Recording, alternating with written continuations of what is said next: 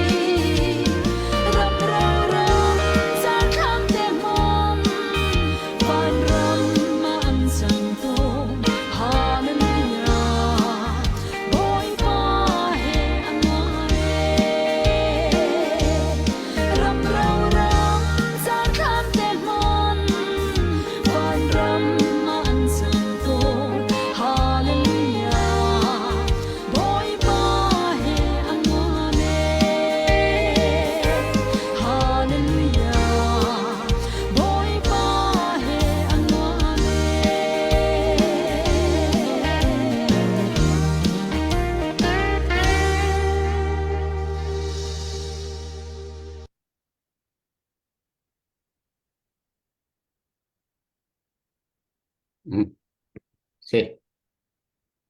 thiền đồ nạc thông in dàn giống cả hin vào rồng đang ở nạc á cầm bên trong khôn ha nó lom tu thì cả mình pi vào rồng thà giang nó cầm pe user tu nên chúng ở lom nạc bia kan chim tu dàn hi phun đằng đẹp tên chan liêu te si cha hin hu thai jing kip tu hin chun US president za hầu đã tiếng lai thì mi kha hi cả hin am vang kan thẹn khổ chăng lai là nên hit de long ai du chang nên hit de long ai du chang là US ichim nak ko nga hin hi ka batak te in dot hat tu hi ka slai ai ram thang chep khat ni tam pin in thei kan ni han hin chun hun khat thu dir nei ne mi thu dir mi kan sila afam in hin sung sung pa tin kan hai na au hai amang kan tel bi kho dana US election tu ning poll kan ni lai mi cha zonga hin US election hi abe pi ve mo be pi ve lo chun koram cha hin te abe pi mo be pi ve lo chun hi kai thu dir mi lai mi kan cha hin te zai thuk phang da abe pi ve ti mi poll zong tam pi jan han kan chim kho lai ka han slai lai ram thang sung sung pa na wang kan tel pi kho na chunga kan lom tok ti mi kha masabi ka kan ban chim du tu jan he nang ma ni ne du mi po thil sining kha zalong te nang kam rola tia ti ro chen na kan nei chu pi na nang ma long na salai tu jan he zalong ten zai po chim kho salai ti mi ti rong kha he ka han masabi ka van chim du se zai po sia kan ni lai mi cha zonga hen US president he abe pi tok ka vaya su he ka hen sung sung pa zong ni van kan ran piak te lo Obama chana khan Merry Christmas tia aw ngam arak sitok law aruang chu kan aw ngam lo ko ro da tia korwa le kan dak chim ngam lo ko ro tia korwa nen ti la lo ti ma si mo ti haw lo ti mo rak si mo khosong kha fian kan nak na wang kan to te lai kha kha khan ai thok ki kha chana khan Obama chana khan ki kri fa mi Zagan tilai nu len nu palapa ai min ha zong pastor te ni le tha nak kong ha zong an rak boy na chun ket ki te pol ki wording ket te pol na rak to nak zong a khin ta za an rak na choi nak na kha len kan ni pol ni tam to kan rak thai thu kholo kha zai mo zet na wang kan thom te lai kha pol zong kha ti kha ti ka bam hai thi ben tok zong khan te ka ben chim du chun what how te pol zong i kha cham na an nei to ni kha thọc khănถ้าจำหนักสองในโคที่เราให้ที่เป็นตุกขักกันไทยมีและนี่นะกัมปาสตาร์เตลายมีปาสตาร์ซิมินใจมันจะนี่เวียอ่าอันจากที่จุดนี้สโลเวขับเป็นตุกโพลรัลชาตินอาชิมงำเรามีค่ะกันกันตั้มปีฟอนและขับเป็นตุกเตจงค่ะแล้ววังกันรถชีเตลัยดูการนี้ฮัลดิงตั้มปีกันยังไงเตลัยle nang ma zong ni tampi pa ya kana hal kholo mi zong kha na bang kan ro te lai kan bia ban pe chol ko kal bang kal chol ko si lo hi ti hin bang kan thok biak to lo athang mu tia kam ban ro mi kam ban chim ko lai US election tu ning ba ya electoral vote zaitin da tu ning pol mo zaitin da hi ba ya amelu in silo state by state and the team ning chang hiti ben tok te khi vote an nga an nei ning chang pol khe point nak sun te kan ma lai mi thai fian nak dingin wang kan ro ma salo ti kha khapina khan hiti deu te na ro mi len ne du mi sin ben pe so kho ma khos ko ti de jong khate khate kan van ot chol ko si kan bia khate nang ma chan man se ko se song supa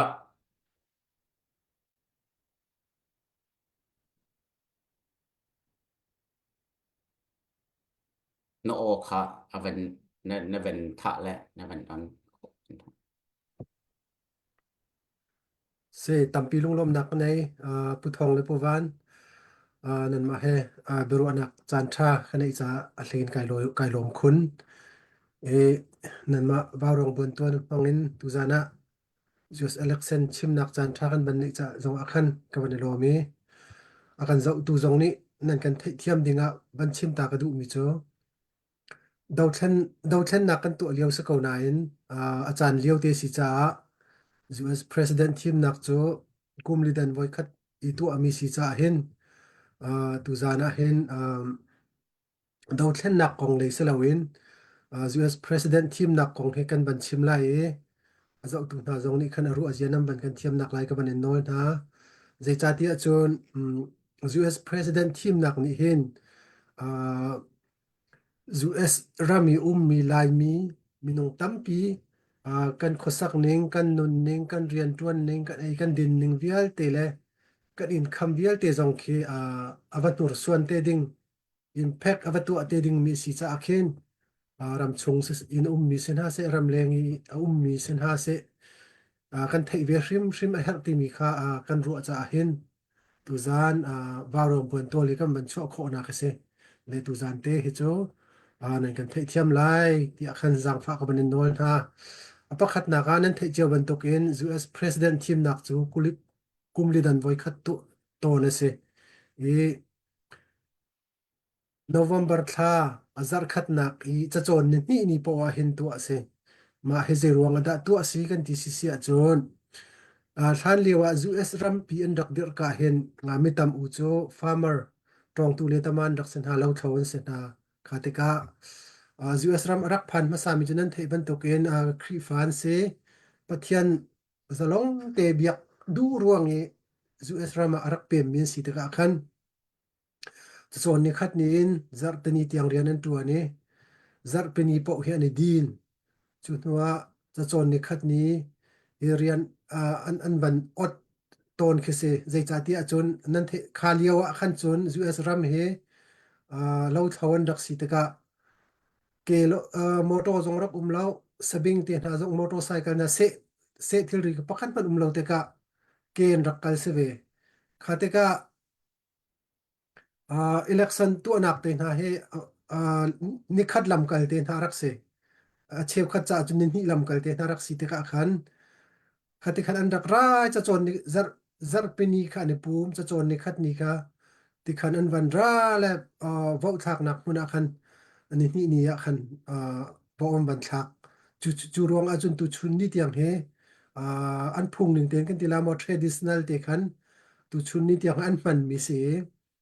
cha chon November thla cha chon ni po kha US president election team na khitu aton se le tu ten US president team na ka hen president long zong se lawin senator zong an team chi na lai senator he minung zakhat an se an ni he kumruk dana voi khat team an se hi chunga hen tungpung tupung long he tungpung tupung po hi kum khadam akan team an se chankar laki an thi mo an phu amo impeachment an tu an ha si belte si achon ma kha chankar lak team nak kha tu apyak ton se le senator team nak zong umlai president pina khan chun apan hi na ka how representative team he an ume how representative chunga hen an ni cho kum hi tham long si cha khan how representative he an za pi ten an thim na lai le chu cha chun how representative he zali le som thum le pangan chun senator he zakhat an ume senator zakhat chunga hen miung som thum le pali thiman salai cha chun how representative he zali le som thum le panga thim chi in salai chu pina chun governor zong he thiman si governor tu hi cho state pakhat le pakhat kani kha lo cha khan tu ten election November thlaninga khen mi cheu state ya chun governor team nak zong lai le atlom tu ten a hen chon governor he minung som li le pak sorry minung thlai kwa democrat lei ni an atulion mu na khi minung thlai kwan thim lai chu chun republican lei zong hen minung thlai kwan thim na lai ma kha kha atulio tuning kha se le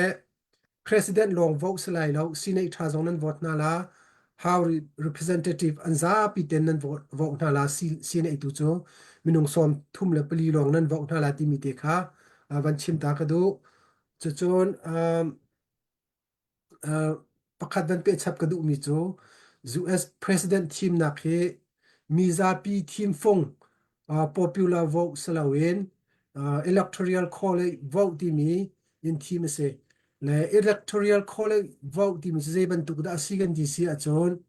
US a hen state som nga umi state som nga chunga hen um to den zakhat le state som nga chunga hen how is representative ti mi to den zali le som thum le priat le ma pani kom sine zakhat le how representative hlwat do MP zali le som thum le priat anza pi te fon kha zanga le som thum le priat an se ma kha electoral college vote ti awse le state som nga chunga hen state som li le priata hen team phong atam bik amu mi te winna take all ente ma khe winna take all se sena belten state pani tu hi cho congressional district in antene ma khatu akhan chon district tam de anga mi kha ni khan an chaute lai le chu cha chon US president achua kho nak dinga chon electoral college vote zanga le som thum le priat chunga zat cheu nak aban tam mi electoral college vote zan ni le som sri mu mi kha US president achun team ase le US president team te ka hen state som nga a hin election camping he tua hawlo zai cha kan ti sia chon state som nga chunga hen red state le blue state in chang red state ti mi chu republican ni solid baken and control zung zal kho mi republican ni ama khan ne mi ti mi ko chang che chon blue state anti democrat pol ni solid zakhat in and control kho mi zaitek man in republican zong ne an tai kho lo mi hun kha ve khate khan le ma kha state pol a khan chon election camping kha to hawlo khan ke se le ma republican state zong aselo mi democrat state zong aselo mi pol kha swing state ti se swing state ti mi cho hitele ai thui mi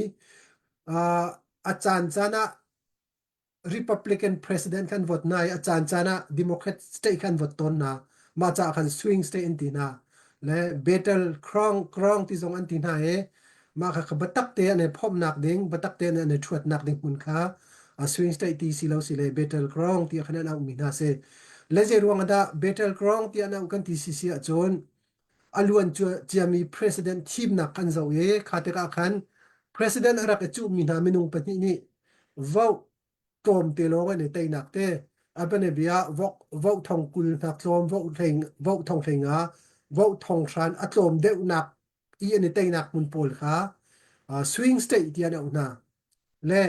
ma swing state chu tukum cha hen state pasari le ma chu straight pasari chu zaidan sikan ti sia chon pakhat na ka Arizona se pani na ka Georgia chon pathum na ka Michigan pali na ka Nevada panga na ka North Carolina chon Pennsylvania le Wisconsin man have state pasari he tu tani swing state asemi kan se le ma hi ka hin betak ten vau thak kan ti mi se le hi ka chunga hen abepi ngai umi zeda si kan ti si sia chon Donald Trump ni hen electoral vote he zani il hlei amu chia changtia tuak pek se ma ka red state mo republican state azungzal in republican ni antei zungzal nak mun kha Donald Trump ni hen electoral vote zani le som sari mu nak ding han zani le hlei amu changtin tuak pek chia se chu cha chon Donald Trump ni help mi hi electoral vote som nga le pakhat long se chang le chuban tuk chun democrat la yin ante zungzal mi state he blue state tia au se ma hi kalama ari Harris ni hen electoral college vote he zani le kullanga amu chia chang dia kan tuak piak thiam se chu cha chun calamari Harris ni hen adang electoral college vote he somli le pangalong mu thane her chang le chu cha chon ma an her mi electoral vote he tu ten ka van chim mi swing state pasari a hen an batak ten an hol lai le hi ka swing state chungi mi electoral vote za pi te he som ko le pathum se ma som ko le chu pakwa le som ko le pathum chu batak ten atu he chu nin an tip mi chu se le ma state na chunga hen Pennsylvania he electoral college vote na tam bik si hlei kwa se chon Georgia electoral college vote hi hlei kwa chun Michigan he hlei nga North Carolina hi hlei rok chun Wisconsin he hlei pasha chun Arizona he hlei khat se chun Nevada he electoral college prok se le ma ka chunga hen atam bik mi he te ko se Georgia Pennsylvania le Georgia le Michigan le North Carolina le se ma pali he atam bik min se le hi swing state pasari chunga hen pali tal hi chu nga hrim hau palin atom bik palin nga ronga hen an nga longa hen an hermi Donald Trump ni hermi som nga le pakhat le kalam Kamala Harris ni hermi som li panga he an mu kho lai le chu cha chun swing state pasari chunga hen atom bik panga mu kha hau le ma chu chu atu rading mi cha zon ni November thani nga khan team phong an thak lai e khatika khan swing state chung long he zekan tila hauni da taimi adai ti mi khanan zau tela la chu te ka chun ai fiang tela chu cha team vau kan thak zan cha chon ni zana TV nan zau te ka se news nan zau te a se atu ka van chim mi swing state pasari chunga khan hauni da tam da anga electoral college vote atu swing state pasari chung mi som ko le pathum chunga hen hauni da som nga phong apu ti mi khanan van zau tela le hi state pasari chunge electoral vote tam deuh anga mi som nga chung anga mi ni khan US president cho chaute lai le atu tiang opinion puli kan zau tu chun tiang tunin kan zau si sia chon atu swing state pasari chunga hen Donald Trump ni hen panga hen alit kan tilai cho panga hen atai Harris ni hen pani Wisconsin le veya hen Michigan long hen atai ti se adang dial te han John Donald Trump ni tu tianga chon opinion and pool mi achon an tu achon avanteri le atuning te hin opinion pool hin I can lo si si akhan John Donald Trump ni teinak ding akhan chan tam de ngai asinain opinion pool he zakhat zumok athala zecha kan ti sia chon 2020 liawa khan Hillary Clinton ni khan atailati kha andak ti peng le asinain adong na khan chon Donald Trump ni khan rak tai chu chon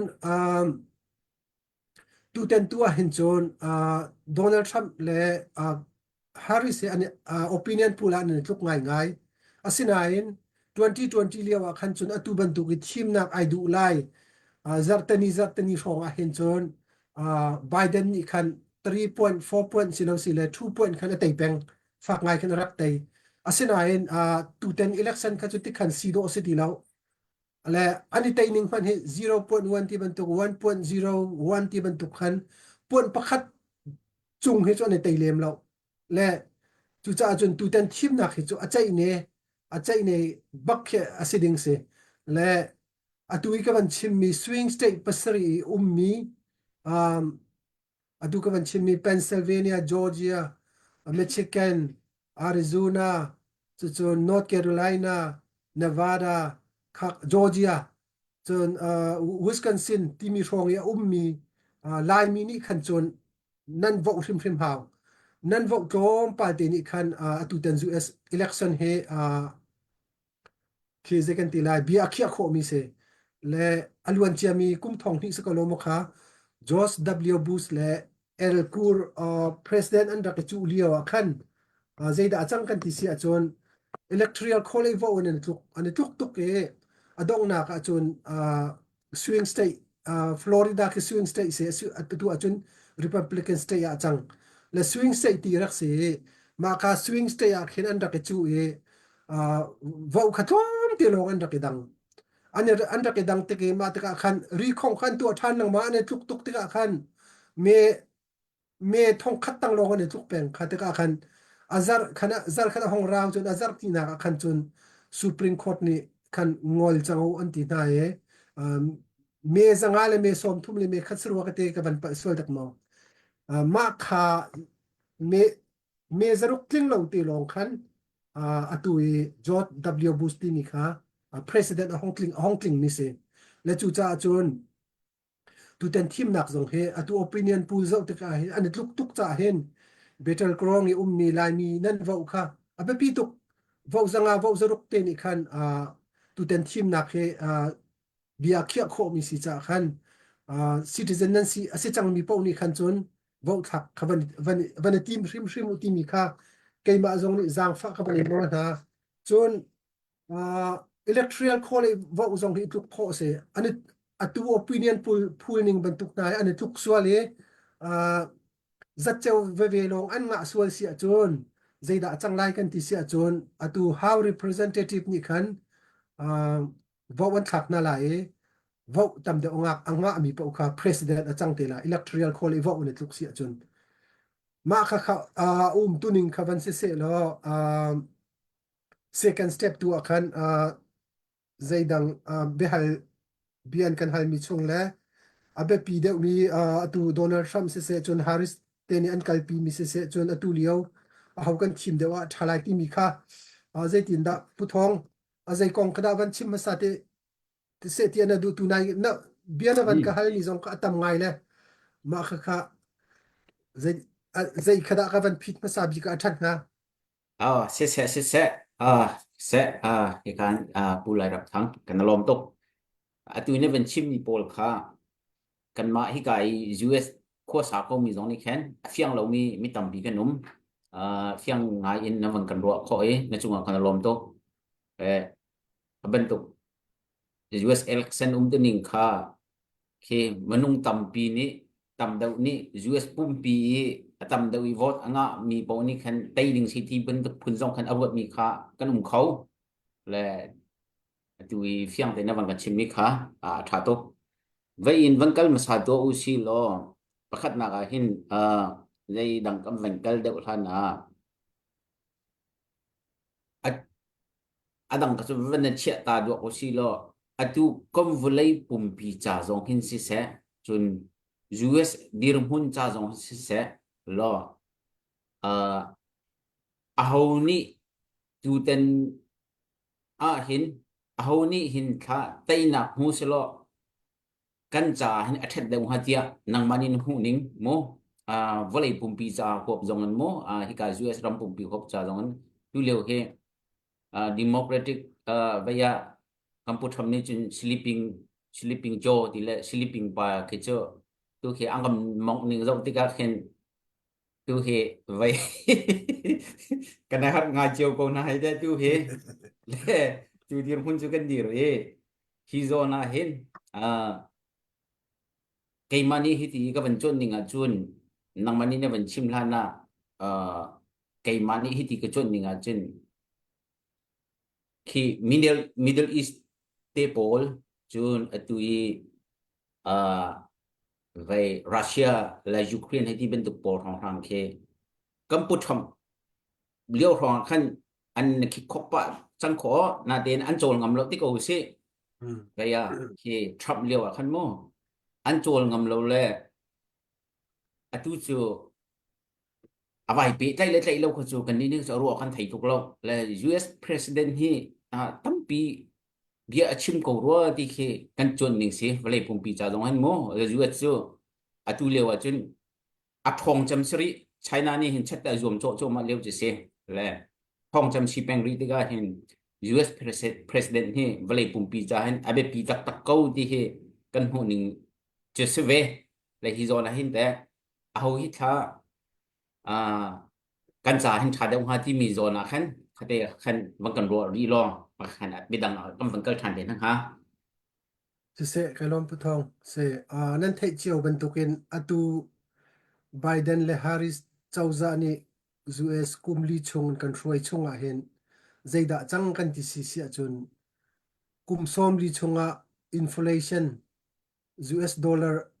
มันอันไหนเราบิกเต US ดอลลาร์นี่ที่ละจอกข้อมี purchasing power ที่มีแค่อัฐาจังแค่ US ดอลลาร์อัฐาจังแค่อัดเดอร์บิกกุมส้มลีชงอัดเดอร์บิกมีอัดเดอร์บิกมีจานกันผ่านที่เกษตรและอินฟลชันเฮตั้มตักตักกายกุมส้มลีชงอ่ะที่มันอฟ้าเจมจานกันผ่านและนั่นเทเจียวบรรทุกเองไบเดนและฮาริสเจ้าจานี่เห็น Biden Biden ni Donald Trump sinin nol ngai nak alak na chang kan zaida atu kan ti sisi a chon atu US chawza ni zinan le atu zinan khurvia te Donald Trump ni cho ding permit arak pek ni an cho ma liaw mi kha a permit ka tha pek di na la kha te ka khan US a zinan le case pakhat man cho kho nga lang mani khan avan le an cho kho lo te ka khan 50% rong he zinan khur he a permit kha an ban tha te ka khan 50% rong he zinan le dat case he chua lo a hong chang le kha te ka zai da hong chang kan ti sia chon vulai chunga US cho zinan the case ampang big miram kan se chupina chon ma permit apek e zinan khur cho nak nol apek lo pina khan atu US chawza ni Canada yi ki US rami an ban thak mi an chok mi case vai kha Keystone Pipeline ti mi pi kha angan to ka hen minung pangapuruk ni ku khim tia pai pi khen ko zinan ke atu US a khen an ban pai in an ban la ke Arizona lekin ken Missouri lekin hong le North Dakota South Dakota ken tikin avan rale Texas ken Houston pong from ken ki ka ken really akan tin bo avan thak chumo ma kha petrol le zinan via te kha pe pi jong ka do a phi bak cho le kha te ka ken USE ummi million zati zathum deng le hin moto kan mong chumo US a hen US milu hi zathum le som nga rong kan luk kan se moto ai mong mi atom bi million zati reng lo kan se ni chiar te kan pan mi case le zinan long se lawin ini kan pan mi road chon na kan pan mi se chun factory an pan mi vialte case vialte se ha se chun in aki na alum na kan pan mi case vialte jong khe ma ai kan pan mi se la khate ka zai da chuak ti se chun case man khazai tu kun da asan mo Donald Trump liaw akan zai tu kun da ai den mo kumli liaw akan atom big dola fang khatle pesom ruk pesom sari tiang kaphan asenan atu a hin chun ai deng big ni he fang atu hi ai den big chiao se ai den big liaw chan se Biden le Harris chana hen ai den big se le fang thum le pesom nga rong phan tu he le zaitu kan da identity chun Trump liawi kalan pakhati dola fang khat le pesom li le pianga kha atu achun California achun fang riat tiang phan chumo zaitu kan da inflation a fa ti mi kha thai kho se chu chun chuban tuk khan in cho mi kha jong khaban no si lo mol kai rate kha se nan thai chiao mi se a thana chun Donald Trump liaw khan chun 2.5 te han nga kho se atu achun 2.5 ke cho mang man ok nga ti lo cho atu cho 7.6 point atu ai deng de on van ti le 6.5 ho in chok se le khatika khin a hlein lai mi cha ko a khin har chu in le lo zal rim ka har tuk chang atu Biden le Harris chana chun chu pin lo chun ban tok lo closery thil man zai tuk da fa hlan lewa khos ku gan kal arti dazin pakhat khazin da kan chok phang khat le zai lo rong se ko chu mo pia hleinga pia kul rong se chu atu achun se zat a phak chang kan ti achun ton de lo bang chu phang sari phang ria tiang phang phan chu mo atu avan tum de le fanga fangli fanga fangruk thong phan le alet tam tukin athang chu chun motor man te ha jong ma khat sithia ma khathiam se athan lewi atharbak brand new bak um thong dis khong an chia lewi thong thlei ko thong kan chok mi kha atu chun thong som thum le thong khat bak phan chulong se lo atu motor insurance auto insurance pol ha he atu liao a hen 40% bak kai cho thlan lewi kum khat cha thong thum le zangai kan chok mi kha atu achun kan motor insurance motor pathum si achun thlan lewa achun thong thum le zelowin chok kho si kum khat cha asenan atu liao achun motor pathum na nei si achun kum khat cha thong nga le som nga di cho zeitluk in da mo 40% dak do kai cho la khadir mun kan phan te ka khen hi ka US a ummi rian tuan tu zong ke tam tuk in phaka kan tua le bil le kan nei phone tung kan la kha le azai ti pin akar phone tung lo asinan thil man le san tuk te ka khan zai da chang kan ti sia chon kol rami kan du tok in kan ral kap ta zong ka funding kan pe khauti na lo thi than ke funding kan pek mi zong ke tum thua ma ke Biden chawza ni kan income kha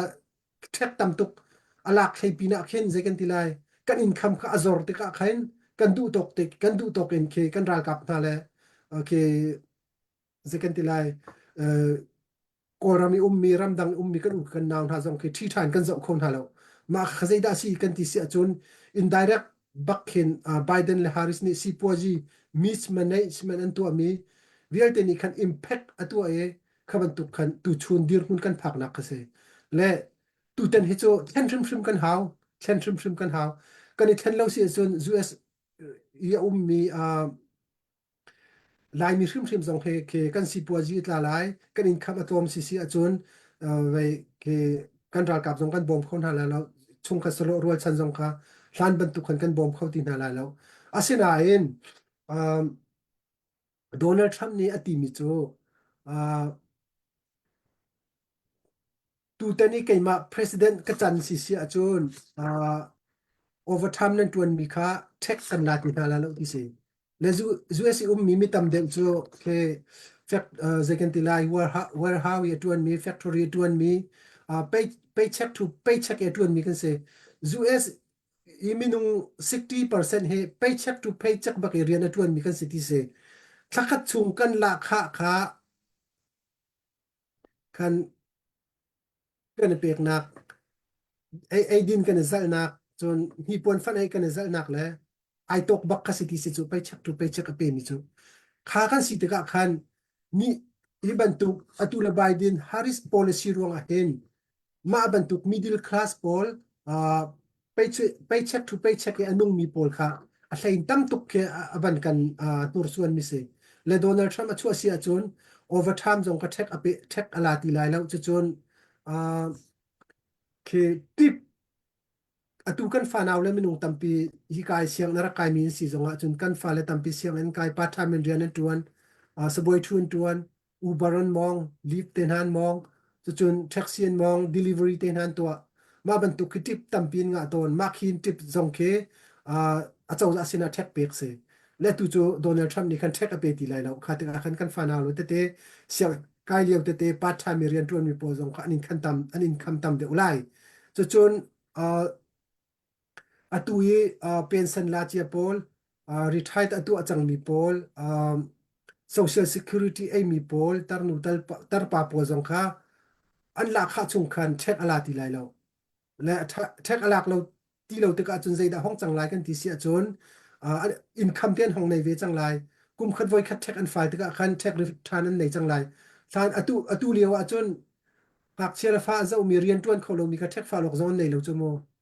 khadir mun khase le Donald Trump chu asia chun ma ban tu zong kha thek an nei chang lai kan in kham tam lai a thain lai mi chu ka chim ban tu khan warehouse a rian tuan mi le tam deu khan si cha khan te kan in kham tam deu sia khan chun khri fa bu tholom jong tam deu lai khri fa bu tholom tam sia chun seloma kan ke kan du nim pok activity le tam deu rian kan tuan khola chun koram le unang tha se kan ra kap tha cha jong khan khri fa bu ni khan tam deu phal san tho kho lai chu chun CBC USA ta na jong khan kan tho vo kha ahong tam deu ta khan atu CBC USA ti ban tu kha jong kha avan thong de lai chu chun zaida umri kan ti si sia chun Biden le Harris chawza ni umlian tuan chunga khan nan thei chiang bang tukin Afghanistan a khan US ral kap chu minung thlai thum an than ha khamo zai cha ti si a chun Donald Trump ni khan Afghanistan i mi tapung Taliban pol he khan da ina arakser le achet pratuk kha ngin chanji an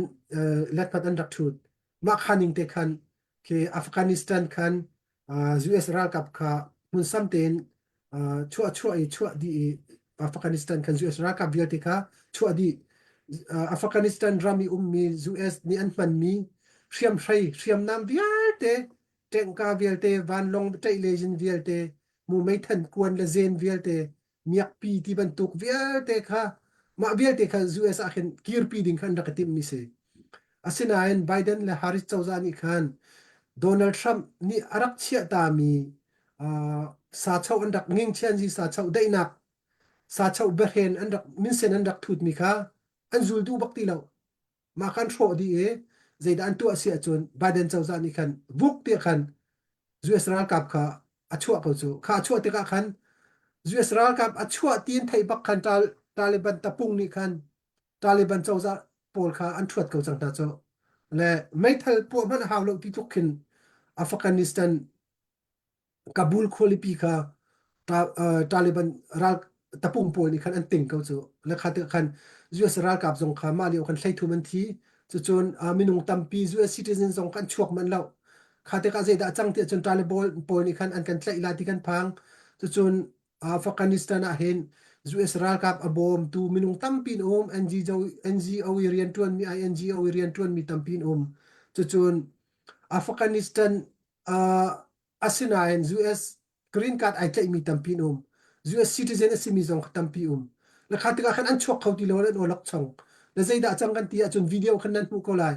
van long US van long pido avan click chu amalia wa khan herte but bakanan but khamo van long chunga khan e ok kha ma kha zaida si kan ti si sia chon ma kha American abom tu pol le Afghanistan minung pol zuet chawza abom tu pol ni khan Taliban ni an kan tela an kan thala ti kan phang la khate khan zekan ti la US ban long tiang kan dak o le zau chia khan arak na kase le ma kha Harris le Biden san tle lo ro kan dak se ma te kha Russia President Putin ni mu te kha chun zuet chawza he sanan tlai lo te zai ban an situng lo kan ro aning ban tu kan se lo sanan tlai lo ti le ma khan Ukraine kha avan phop nak se le asining te sia chun Harris le Biden ni hin atham thok te khan Ukraine khak bom na se lo atu tiang khen Russia ni khen Ukraine khima tuk jong khen andram ka thok ma lo athan te khan hriam nam an dak pek du lo rong a khan achan le atik le chu chan te khan Ukraine khan dak bom lo ani hnuan van bom te khan Russia ni tam tuk rak thuat chang andram jong kha area tam tuk arak lak chang khatika khan Ukraine ni andram lak than nak ding a khan thisan tam tuk luang aminung ating in thi chumu khadir hun kan phan le atu zu chawza ni hen Ukraine chawza abom mi 175 billion tiang kha phan chang ma thuk tam khana ba abom le Harris le Biden ni hin koram cha yen kan bom mi kum khata million za khatuk phong te luan ten kan bom ti si chumu ma khan kan bom mi phan khe blank check se lo chu sok haw mi pol se tha ti an ma US phung te sok tu long e an du len kan pek an du lo le pek lo kho mi khase asina en Ukraine tu kha chu blank check bakan bom na e an her zat po khan pe ko na tu tiang zong asina an koram tu chu an Biden le Harris an pocket money zat man asila hite ka use zuet chawza ma atluk e Afghanistan mana khan US hriam nam an kir pilo mi khe 65 billion thong city si cho atam kho ning kai tuak man asinain koram an kan bom mi cho ke chim tlak te kheselo an e zuet chawzan e koram abom mi na jong ke angai kan ti sia chun atu senator Miss McConnell le atu Indianapolis senator thut jong te na ni batak te Republican senator le pol ni an ani zuam nak thong in atu bama ek te nak ong chu kho nak se angai ngai te kan ti si achun anma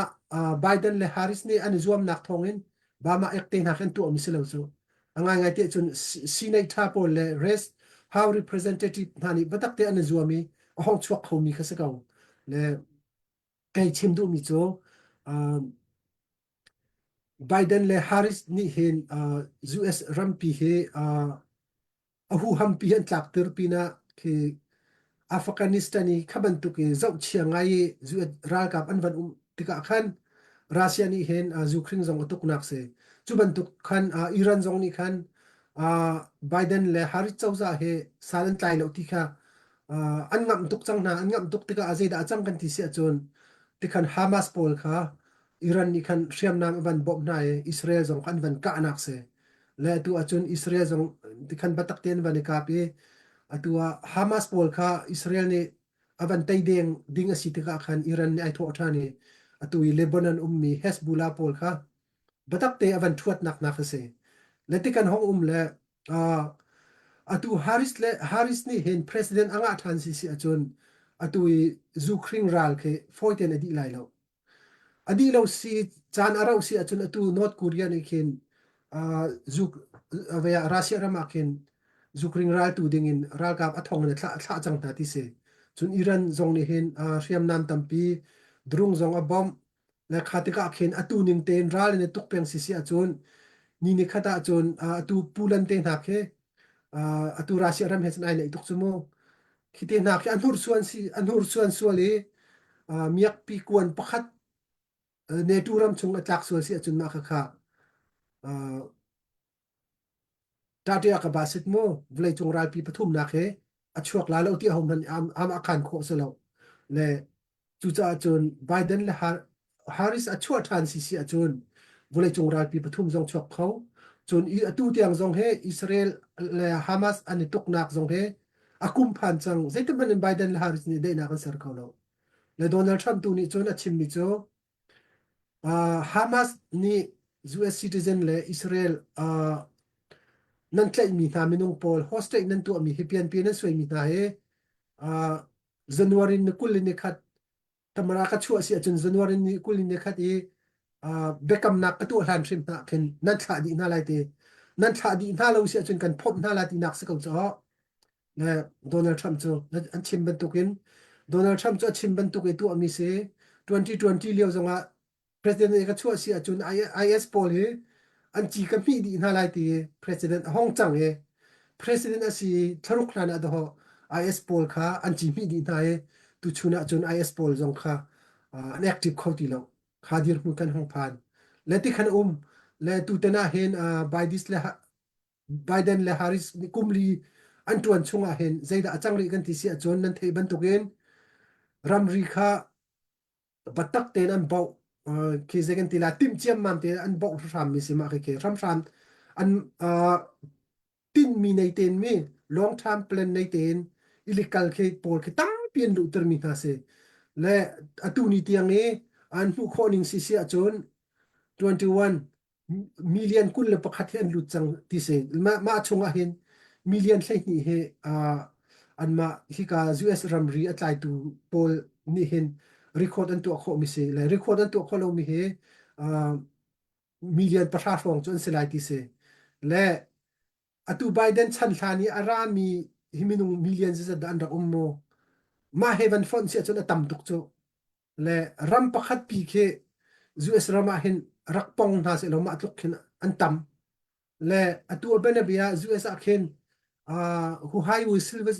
Springfield ti bantuk chon Colorado ti bantuk Wisconsin ti bantuk rong akhin minung hi khua pakhat akhin thong thlai thum US khua minung thong thlai thum anum nak na khin minung thong tha thong thlai nga minung thong som nga ti bantuk khan an rak chia na la kha an chia tik na khin arak chia mi US citizen pol kha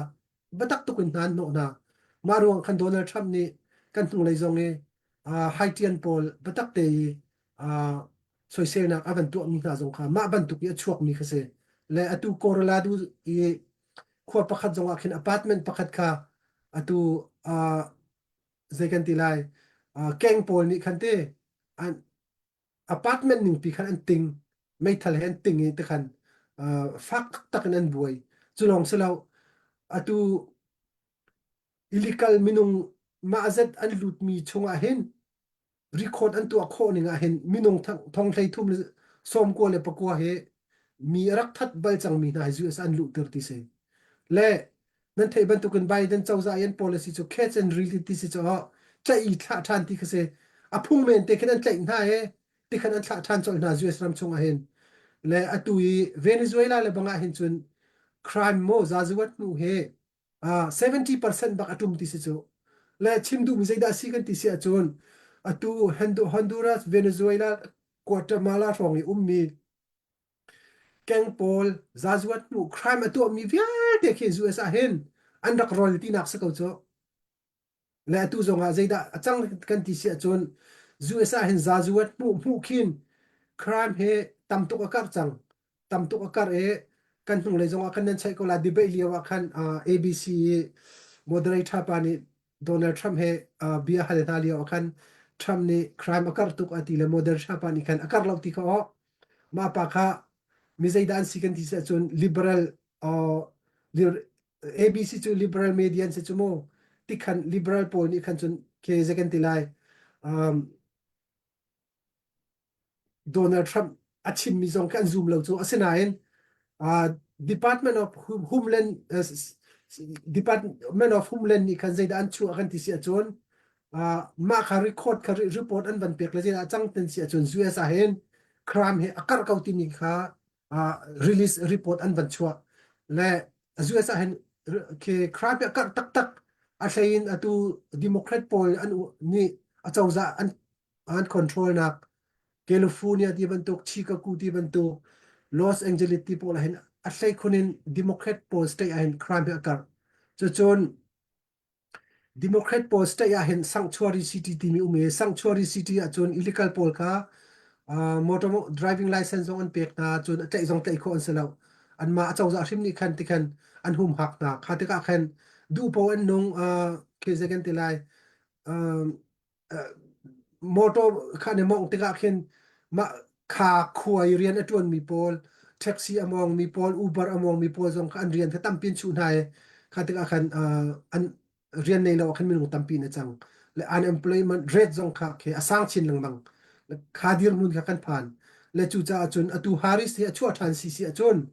atu Biden policy ning te hen akal peng lai akal peng ri si achun hin hukum li achun zu ase atu na kalet in kan tum chukri lai khi kan tum chuk si si achun atu kan dok thlen nak jong he funding ko nga batak ten kan buai ti lai le atu kan ram dok thlen nak e batak te funding kan tu kho nak ding a hin chun atu Donald Trump ya policy he avaya kat lai mi cha jong a tha de utuk ding mi se le chu cha chun tu ten election hi chu a thain pakhat na ka economic hi se chun a pani na ka US in security national security mo ma hi pani nak se chon apathum na ka chun immigration he abepi mi abepi bi kan chia mi se Donald Trump jong ni apakhat na ka chia mi cho economic ka se asenain Democrat poll Harris te poll apakhat na kan chia mi cho now for now thak le now thak ka se ma kha an ni Democrat poll an policy cho krifa kan zum na khi ai kal big mi now tha kha an ni an policy pakhat na kan chia mi se chu cha chun Democrat poll and policy hi cho zoom tu cha chun ke ti nong tak tak ni certain policy kan ti ha ma fak de kan chima chun certain policy ai cha imen si cha hin zoom tu krifa simi na ni hin chun hi poll Democrat poll hi chu kan vok lo a tha Democrat kan vok tha si si chun zoom tu kan cha zonga ti nong si ti mi kha se pa ni na ka ban chim lai e ma tu kan na be hal na ka kan ban pe than lai na be hal na ka tam pa e se ka ban phil pa lang mang ko he se ya thatu nom chin lo mong la hi pin na hin thatu mi ven pe ding tam pi kan van nei ri ha ya tin ha kan ding pa lo kan ben pe kho ma ko vậy mình đâu ai sẽ câu lại bất chim hết chưa thà bà liêm lâu tới câu xí đó se câu mà se khó có lại tiếc hay ruộng câu lấy puvan se veya num har changla puvan he Australia ko sami sina US til sinin chang he tampi avan thai mi se chuan khong ai mi se ni he hi ka US abipit na zai bentuk zong se na hi ka hen be hal na du mi zong se nang mani penchim be te na du mi zong se puvan nang ma chan se lo ko tin gai ka van pe khan te lai elo se tampi nuvan atulia wa cham mi thil longa kai na hi chu zu et thil thoi na ka chun zai me kai pe tai ka hiti ton hi tluk lairam aboi liwa hi khe ka hiti thil sining hi ke a hlan ta te kha van doi hria ma chun zai zong te he ai pe tlai viar mi as ko ti tiang kha ka van ti chun atuina van chim mi interest kong te na he atu kan sininga hin chun US long nan selo walai chungram hi interest pia ta na hi kan tong tak tak ke sakau hini tam tuk te kan ram atuliau kan tau thlen na ka akan nur suan akan nur suang tu big chu me hi interest kai ruang a hin si ti kha au zong ni kan hu chiao mi ka si me hi chung in kan li pho kho nak ding hi chu lai mi long ha anung na pau ni chun ruwa thu a ken karwa zai pau se se lo vaya pakhat hal kan du mi chu Kalama Harris hi atua hitluk hin policy kong zong cho chompal na kan chim kau chon policy zong cho tam pi ni thai hal mi ni an kan chim mi kan thai chiao le Kalama Harris hi zai ruanga da mi pi ni hin ma tluk hin an war mo ke an ni cho di pol kam si ko bu zong khan zai ruang da mi pi ni ma tluk hin war apa tri tat bak e an tat ruang amo asia ama personal a hinte zai tluk nuza da asi ti mi kha hong kan ruwa chi khau lo ma chu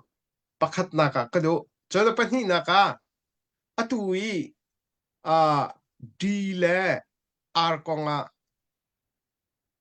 khrei fa simi ni chon boila ok thalo in karwa mi chu hiti ukhroi nak chu vo ko se chia ko se khrei fa zup nak ai tlai mi le pathian abia ko mi ni chun bible he ai kal ning adir pi bak ko mi hi chu kan ruwa ok bak se ti kha hika kan ma chiao zong hiti kan chai zong a hen kan hei chim bik mi si ma hi kong a hen zuat lai kan sajate na ka pastate na ni hinte zaitin da an hu ve khri fa upa chiao zong ni zaitin da an hu ve ti kha nampong kam kong kha ma kha van kan ruwa chi lo ti kha pani na ka hal kan du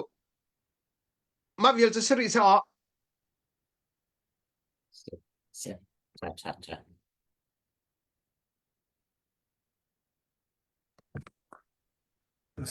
se tampi ka van lom se bahana atama khan ka van phil swala pakhat pani te kan van hal lai te Haris kong hitlom palte keima ka thai ko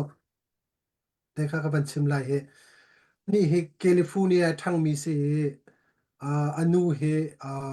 India mi se chathiam se chun apa he Jamaican se minak se apa jong he professor se le ani apa he mak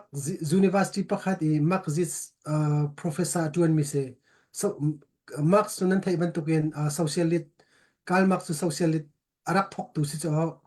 ma kong ke achon piak tu na a professor krak se le Haris he zegan tilai ama achu chathiam se ko asena in ama he politic le ya hin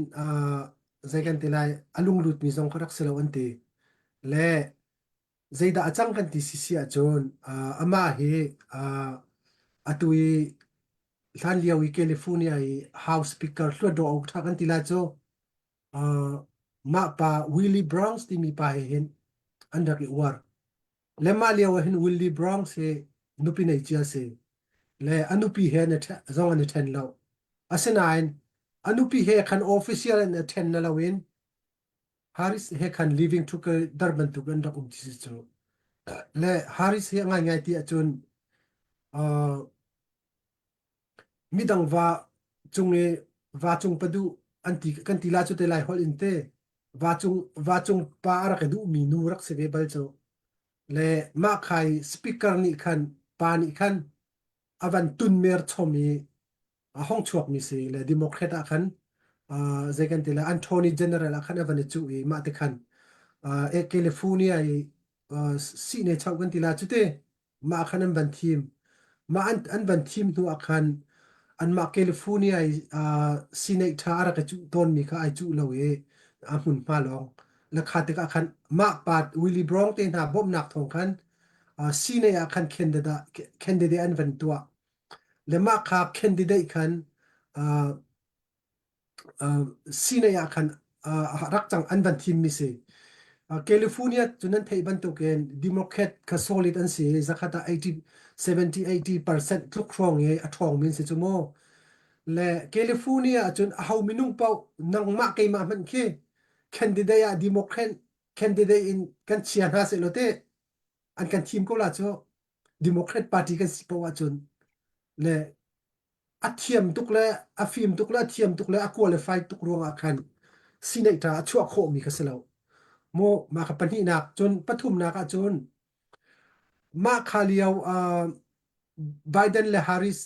Donald Trump president asilia wa khan zeda chang kan ti sia chun minak pa George Floyd ti mi pa kha palik ni khan angong an dak re sizong arak thi khamo arak thi Black Lives Matter ti khan andak awi US copy tam pia sanda andak pia moto tampi zong andak khang plik moto zong andak khang shopping center tampi zong khamai andak dua shopping tampi zong kha ke zekan tila cho an balu no thil zong khan va fear kan tila cho plik zong ni khan zaitim phan an to an hala te kan zau so khom na khadir mun kan phan la dong na ka chun Washington DC zong khan badak ten san dan dak pia biak in zong kha mai dak du khamo mai dak khang Donald Trump zong kha hoi ha na chuak biak in chung ma kha Black Lives Matter pol ni an dak khang mi biak in zong arak zau Bible cha zong arak kan ti te khan Bible cha arak thire ti te khan arak nak tiang arak phan chumo a khan zaida chang kan ti se khate ka khan Biden kha president chu ding a khan candidate arak se la khate ka khan Black Lives movement pi kha athon tuk te ka khan zaida chang kan ti sia chon vice president cha khan minak kha Biden di thimadu la khate ka khan minak pol azau tikna khan senator avan zau tikna khan Harris da ti lo ti chum ke Harris kha afit tuk ruang a thim miselo Harris kha minak asiruang akan vice president alak misi ma zong cho afit tuk cha selo democrat pol ki cho an fit zong fit lo zong akhen minak mirang ti bantuk Spanish ti bantuk ken zekan ti lai savo potin I for mi polen se Donald to Republican chon selo afit mi so fit ning ze minok asi zong afit lo mi chan thim lo mirang asi zong anak lo mi afit lo mi cha thim leiselo atui Biden ni ai thim mi pa ka koiji wanji pa defense secretary pa Austin zong ke zaitluk da fit lo kan TCC achun arian man phu ding se chu Biden ni phok ngam lo cho ke minak se emergency sizunga akale zarni chungbak sizunga akwa Biden zong ni sizunga akale thailo ama ka koiji wanji defense secretary pa zong ni Biden sina report a pelo chu ma tluk khina fit lo asinan arian jong phok thelo Biden ni kachim du mi cho democrat pol le atu Biden te pol hi cho a fit lo nakhen minak asiruanga vo an nga nak ding si akhan chon Spanish pa zong Asian pa zong kha an kat ko lai an lak ko lai an thim ko na lai fit lo ka ni cha ba pi lo vo an nga ding mi kha ba pi le chu cha khen haris jong he a fit lo tuk na in va atui vice president ya van team ronga tu chun ne hi dir kun hong phak na ke se atui presidential candidate ai chu kho mi jong he a thiam ronga se lo cho Biden ka anan tingi Harris ka an chu atur mi si cho lenan thai ban tuken Donald Trump chu president a chu le chang kain democrat pol ne zenti ti si chun Donald Trump hi atai mi se lo ama mi pi ni an vo wi an a chuak mi se lo Russia ni US team na ke anon nok ruanga Donald Trump he president an team mi city kha atu tiang Hillary Clinton jong ni a chau thang bi lo cho kha te khan kha thok khan do atu batak te abaya US atu Democrat le Republican a batak te i atu tiang Iran nak le phom nak chu mi he ma khan ai thok ni se Donald Trump atei mi kha Donald Trump atei selo Russia ni abom ti khan an lak pia le zeida achang kan ti sia chon Biden le Nancy Pelosi ni khan zeida an tu kan ti sia chon Russia ni hen Donald Trump an tan rong a president achang chu cha chun investigate kan to line ti independent minung bak Robert Mueller an ma du ten ma Nancy Pelosi le atu Biden te an ma du ning ten Robert Mueller kha special counsel kha investigate tu atu an team ko cho an team le investigate tu ale akum tuk raw le million somli shong pan le house a report a pe Russia ni hen Donald Trump he president an chanter mi simo siloti kha report avan pek mi cho zai man Russia ni tel nak ka pulo Donald Trump apa nak jong pakhat ka pulo ati ma kha investigate an tu mi vel te ka tha piak ni man hu zai da chang kan di sia chon Donald Trump ka sual nak an kol tha ni president a chua le ke second tilai president a chua li Donald Trump president a chua tom pala khan president ya chian ching thana khen Russia ambassador pa ka telephone a chon an ti ko cho president asin lawin Russia ambassador pa ka athi thupin telephone a chon an ti le impeachment an tua avoid ma kha avoid khat nak avoid ni nak capital hill rong a khan impeachment an tua than avoid ni nak ti khan hongkal ti khan president asilo tu zonga khan aswal na kan holpeng lama kha aswal na an holpeng mi khaze ruang da si kan ti si achon Donald Trump ni president kai chu than lai ati bakhan ta za chuin tho le ta zan chuai ning man hi phun ta zan chuai phaisa kong zong nan chuai nu kong zong an ta zan chuai chun classified document kong zong nan chuai ti khan ta zan chuai phun system da an chuai kan ti chun phun som ko le phun ni ta zan chuai nain tu chun ni tianga phun som ko le phun hi ta zan chuai mi zong tu chun tianga thong an thla khori lo chu chon impeachment an tu mi zong an tu kholo chon zaida arari kan ti si sia chon capital hill boy nak ruak zonga khan atu he ta zan chuai than le tu tiang chon tai kho thei lo le khatika khan zaida achang kan ti sia chon an ru achan na ka chon Donald Trump he kan stop kho te la ye thong kan thak te la ye khatika khan Biden alulu kan chu tor te la ti khan rak tim asinain Biden ni Donald Trump atai la lo ti mi kha an van pu zaidan van pu bi kan ti chun avoid khat nak de be into akhan Biden khazau chia to kana song khatika khan Biden cho anan ting ko cho atu Nancy Pelosi te Obama te chun anma Democrat poll senator poll congressman poll kan van tu ai ti khan adu na lawin Biden kha adu na lawin am pu ater so angai te kan ti si achun Democrat poll he mi nong han ban tu ana sin don si cho ana ba kan ting mi si cho zai cha kan ti si achun Biden cho anma Democrat Party chungin presidential election primary election an tu ai delicate vote zong tlam tling te anga tu chik chaka convention pian tu ai an fe tir tu da ho anan ting mi si chu I phuak an ti le ma kha statement an chua chuni chun congressman ni stay an chua C9 ni stay an chua ti khan Nancy Pelosi te na ni kan statement chu le dong na ka chun ai tur an ve ti lo ma te khan an phu tur mi si chu angai ngai te chun Biden in phu du nai sai lo chu anan ting bak mi se ma he le democrat ve ni democrat party ni hen democracy an Trump chu the democracy cha ti no nge bang yan ti pet sit si he Hitler si he an ti mi po jong khe li long te se angai ngai ti chun democrat po ni hen Hitler ti mi be fang en rak man tu chang mi se Nick zan chanin se boot chanin se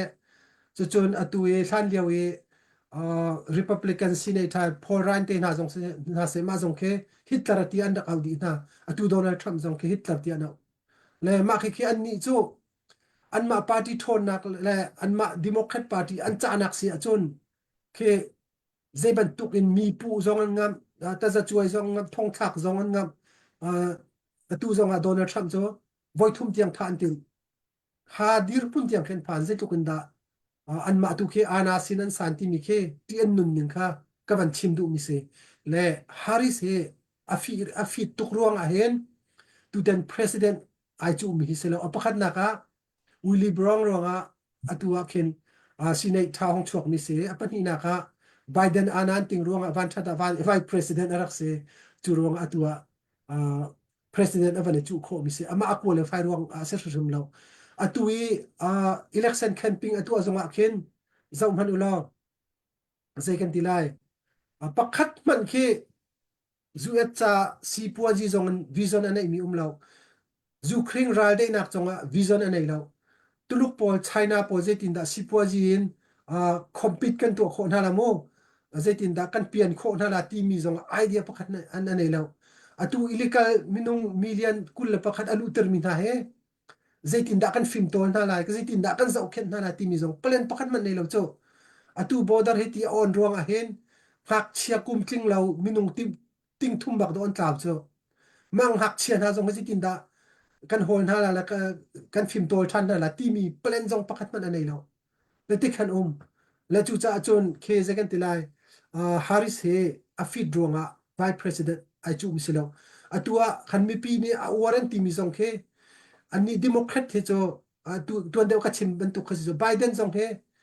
ma tluk khan a memory zong thati lo mi si cho a thuak ri ma tlaw tuk chang mi si cho classified document ai investigate an tu aliwa khan Biden he ma kha I investigate atu Robert Hur ti mi pani interview he nazi pani renglo atu ati se interview ma interview atu aliwa hen zaituk inda achang kan ti si achon ma pani how oversight committee a report a pek mi cho Biden he a fit law second tila athlok hrim a man ti lo ti akan report a pek chang mi se le an ni chu kan chimban tu khan Democrat party in si pau si akan chon war thor khan an war kau le tuan deu ka chimban tu khan Democrat e an policy angan big cho abortion te na gay marriage te na same sex marriage te na lesbian mo te pol na LGBTQ an ti mi pol ke second te lai nu pa zong poila pa thit wat zong kha poila uti mi pol khan se le lai mi chale banga chun kan zup nak long se lawen lai phung hrim nu le nu pa le pa ti mi cho saram tuk lo do kan si cho saram pan anu le nu lo apa le pa nu lo cho le ti nung tuk mi se kan ma lai mi cha zong ma he zua sa lai mi tampi kan phan chang he ni ni khata na fa pa ne kanu ma anu khe wa cha kadu ti se lo nan thit pek la mo thit pek la ma khan nan ma le ma dal na ka tu na fa pa ne khan pa kha wa cha in hal tir se lo na hal pek la mo hal pek lo mo chu silawa kan pasta po jong behal nak to kan du na nan khri fa bu chonga kan fa naw na ni nule nupa thidum nak onga le kan tha antin ha se pale pa thidum ko nga le kan tha antin ha se lo nanzu nak ko nan dir ngam tak lai mo zero nga da ma tu kan bible sining la kan zum nak sining jong se kan mi phun nun phung jong a se ai kal bak mi kan zum mi pathian jong ni chau than lo mi lai phung jong ni kan chau than lo mi nu le nu pa le pa thit nak te na ma apom mi party mo zai dang chu um ri se kan pasta cheu khat na ni nan dir pi mi na hai tha ten irwa thau nan zum na khe irwa thano member si mi na jong ne nan pasta te kha an zum na kha tha ten zo fel than hau atu ning in kan throi si sia chun khri fa chung zong han mai le boina ka chok khola lo ti chim ok thano le atu kan dir hu ne tha ti lo le chu cha chun khe atu yi illegal tampi an lu tir ti mi zong khe democrat pol ni hen azung zalin atu yi sinai pol how representative le president tiang he azung zalin vo nga nak dinga ma na pol khe hi lu kum li kum nga citizen pekin an ma party thon nak ding le tamara thim kho nak ding cha man ruwa man an du na cha atua minung ma zazat an lak nak khisin le chu cha chun mi cheu tampi ne democrat chu mi pe ma kan do mi se bang yan ti mi ki asilo chu ma khe silo tram ni chun mi pe ma kan khuat en ti mi zong khe mi pem le pem lo ai san lo Donald Trump a chim mi chu illegally alut mi ka chim mi se kan ni lai mi chu legal te alut mi se kan zapi ten zakhada 99% cho lai mi he legal te US alut mi kan se kan ma lai mi cha phanding pakhat man lo i Republican yan chim mi tu cho illegally alut mi pol kha Donald Trump ya ni cherte chim mi chu illegally phungning lo i alut mi US alut mi million hleni reng lote million hleni million pakul kar phong kha an zapi ten an ramak kirtur than na lai te je chati si achun US achun legal ten rak lut na se lai mi ban tuken legal ten rak lut na se refugee si zonga asylum sok an du zong sia ramri asok na se ti khasikau le makha kha US phungning makha kha atui minung tampi Donald Trump ni ka khir na la ti mi he u padi arak chia chang mi si so Donald Trump mi adu pau akir ko mina selo ma he US phung ni andak than chi chang mi upadi andak ser chia mi ni khan a thol mi tha khase te lai le ma he dot lo zong ai san lo lai mi he second ti lai democrat shoi tu zong ni an kan thaila ka zoom lo republican shoi tu na zong ni hen lai mi thang mang refugee an kan lak ti mi zong khe lo ma he angai kan ti achun atu Delhi Thailand se Malaysia se UNCR ni matpung kan tinter kan lak mi khe kan ma Asia ram lai khoi tan chungi an ban kan ten mi khisagau an kan dot tu ruang selo atu Biden chan level le banga chun tambi an lak mi na he atu Haiti te pol Afghanistan ke tambi kan lak mi na se chu chun Obama chan le banga chun Muslim pol kha tambi ka lak na le kha se la ngai kan ti sia chun Obama chana khan illegal alut mi tambi ki Obama chan an rakhir na cho la malia wa khan Obama khimena asile zaitek pana Obama ki racist ti zong an rakti lo chu mi phuna thaidan ti zong an rakti lo chu asinan Donald Trump ni illegal tom palte athol na thonga thak na te ka chun racist an ti cho lekhe ban tu khe kan ma lai mi zong ne kan rarin ngai haw je abe pi bi ke median se ma ke media poll CNN te na MSBC te na NBC ta ABC poll na ke liberal media long ten se le a thein ko rabum mi poll chim kan du na korama chun Fox News te na zo okum lau chun Newsmax te na zo okum lau khatika khan CNN long te khe nan zo tika khen CNN ni hen mi pe ma huat ruan hati nan arwat mi tampi nan angai te ti chun USA hen kan ma chiao zong kan se koram kan dak liao hen Democratic kan daktan Bill Clinton te na kan daktan tok na chumo el kurte na khazai tu kan da kan dak war na selo mo asinan US kan ban phan lu an zai tu kan da USA hen liberal pol ni hen khri fa an kan non nok ning la kan zoom nak ko a zai tu kan da an kan real deep ning ten ha ka tampi kan ban mu abena bia USA ka hen same sex marriage silo sile nule nu pala pa thiu min tampi ne Colorado Obama chan leo khan Colorado akhen khek atu mi pa ume ma kha khek atu mi pa jong khata zan dak chu je ronga wedding cha khan khek tu an fial adu lo thongan thak chu mo ma chun chu ban tuk chun DC jong akhen sidor tu mi ume khrifa pa se ma pa jong kha asidora khan zekan tla thin phi nak si chok dinga sorry DC selo amin ka van phil state pakata ma si zuar nak license tha te nga mi bakkase asinain ma krifa asi ruanga khan abortion pill kha azwar du lo ma azwar du lo ruanga khan kai pol ni khan aswal den hole tazan chuai khatiban tu kan minung tampi thongan thakna chuban tuk chun zegan tilai khi LGBTQ pol organization pol ni khin website an tu atermi pa pakhat jong kha website tu piak adu lo ruanga azum nak ruanga kai chu khri fa ka se ma ban tu khi ka zum nak se lo za chun website kan tu piak khona la lo anti ma jong chu ta zan dak chuai chu leti ban tu khan obama chana khan tampi ta za chuai na kan dak tong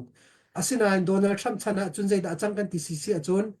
ani chu first amendment apan han apani executive order chu e religious liberty executive order in achu te ka chun krifa asimi nani zoom tu asimi nani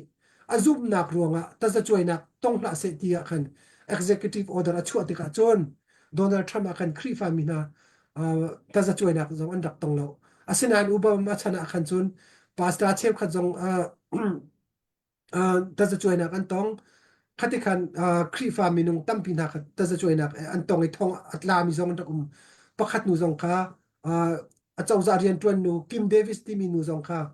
merit license apek du long na ruang akhan ta zan dak choi thong dak thak asinan Donald Trump ahong kai te ka khan Supreme Court akhan an van te ka Supreme Court akhan majority kha Donald Trump ni minung pathum akhan te ka khan minung paruk le pathum an si te ka khan vo an thak e atei than khate akhan Roe v Wade ti mi ki abortion pi zong ka ban tho than la khate ka akhan khaban tu khan ahong chang te khan Donald Trump chan chunga khan at abenabia merit license license a thopiak du lo mi Kim Davis jong chu Donald Trump chana khan te khan thongen alwat than chu mo la kai chim du mi chu krifa cha hrim han Donald Trump he akan dir kam tu se Donald Trump apian thar lo krifa asile silo kha kan boyding selo Donald Trump ni zai policy da anai Republican ni zai policy da anai Democrat pol ni zai policy da anai timi kha abe pi mi se le chu cha chon Republican le Donald Trump chu krifa zoom tu akan dir kam tu kan se zalong te pathian kan biak kho nak dinga akan dir kam tu se chu cha chon tu ten team na ka hen Donald Trump kan team hau krifa mi na kan him du se Donald Trump kan team hau chu chun hi ka zuas milai mi cho thek ape de long te kan se thek kan pek hi thek federal thek kan pek ni khe Donald Trump le atu Donald Trump se lawin kalama Harris kan team CC achon atu federal thek kan pek mi chongken atu now ho le now tha atu big angan big mi vai khe zegen tila cho organization mi kaban phile maki angan big organization aken zai parenthood and dira ke amin ko ban phil se sorry se maki aken donate ke a million in tam to kan man cho kan hung le ni kum masa khan ma cha aken billion ze dan fan kan ti si chun ka han ka ban zau ta kan la te kapal sul lai se ka hen Planned Parenthood ti si maki organization pk USE now for the now thak le now tha se khan pol an kalnak vialte bill a pek pek tu ke Planned Parenthood ti se ma ani ma ke do ho federal chawzani hin kum khada hin 275 million an pek tu federal chawzani hin zoom tu nang mala kai mani thek kan pek mi chungkhen now tha nak cha hen kum khata hen million zani le som sri le panga baken man mi se le ma kha se le ma kha organization pakhat te long ni an pan mi mo asina yen federal chawzani khin aza piten a huap in now fo na ke atman mi he 1.78 billion apan 1.78 billion le kum khada hen US a hen abortion now an show mi na he now an tha mi na 1.11 million million apan so million pakhat dang lo do now an tha peng ta so le chu cha chun kan ma lai mi kan zum nak kan nun phung zong se khrifa kan zum nak zong se mai cho ai ka tuk mi se chu cha chun zoom tu se mi zoom tu akan shoi tu kan pastor ha zong ni ma kong ni chu nan ru ade wow ti mi kha ka ban chim than mi se lo nan be hal mi chunga khan ka ban khen lo sual mi si si achun nan ban chap than te lai le ma khan ban sri ta se lo ti tha ka ban ding ta lai le te tin ha vending ve vending ve ve ya vending ve vending pa ve a cha tak tak tampi kan fiang lai về mi tâm he mi tâm mu cái mà bentuk chiều anh sekolah dia kerua 90% 90 90 lai mi tu 90% rong kan fiang la ka zum lo zu ya tiu sining kong mo 80% tiu si 20 90% le ru su kam va si lo mana minaun halamang ni hin chun atu i democratic kal ding pungsan he anwar deu kan lai pastor pakhat cheu khat zeimoni chin democratic bakke tong tan man tan ko menung van char bang ka lo ka van char kho mi menung anum len la tu hin mo ka char kho mi nan len na le chu kan si le ti nu ngai kan si se kan na ban na e ai kal bak ko mi pastor ti pol zong ni hi ben to ki ve thu thalo ang hal ko bak i kan dau ngam lo mi hi chu thil poi ngai si le Donald Trump hi kam va war lo pek asalo ngai te ti si chun kri fa mi akan dir kam tu bak se akan dir kam tu bak akan dir pi bak mi se pathian ama le pathian an pe lai nang ko se pathian dia chim ning le pathian ni nai te ni tha an tim na ha zonga khan pathian ni aka kham mi si khru har si di baya ki pathian ni aka kham mi si dia tha ten achim ngam mi se le kia hin pakhat te video ko nai mi le ban share ta han hala he ke ni chung khu che party ki ti na adu mi pau ni vai bakat ba ka te ko na se ke ni chung khu che party le vai kri fa mi tia ka ti le mo se ki ka hin ban zo lo a be chim ni va ngai he no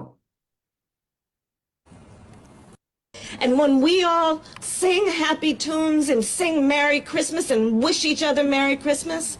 these children are not going to have a Merry Christmas. How dare we speak Merry Christmas? How dare we? And when we all sing happy mi khan mu ko lo mo kha mu mu makaka vaya aven chimmi te kha kan za pi te kan fian kho na ringa makaka sung sung pa wang kan le pya ta do man aven chimmi zon te kha hari se aven chim zai tin da Christmas ti mi be fang man hinan chim ngam ti kis ko zai tin da nan chim ngam Christmas ti mi be fang le oh le Obama chante khante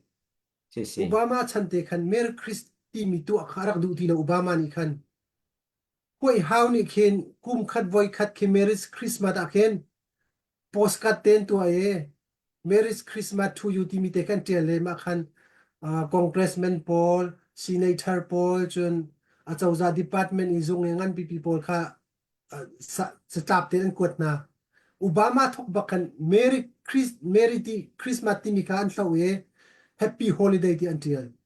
ma kha phot di se a chawza azunga khan